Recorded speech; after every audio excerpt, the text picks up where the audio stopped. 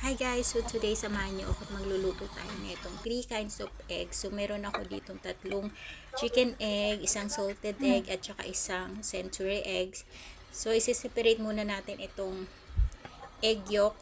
So kasi yung egg white na itong salted egg is isasama natin sa chicken egg pagbati.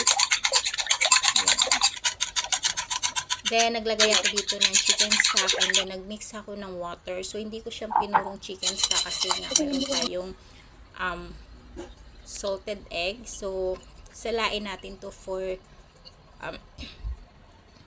few times. So, ako 3 times ko siyang sinala para mas smooth talaga. Then, after that, isikat natin itong egg yolk at saka itong century egg. And then, make sure na kapag ilalagay na natin itong steam na natin na itlog is kumukulo na talaga yung tubig. At saka huwag kakalimutan takpan. So, in-steam ko siya for 7 minutes.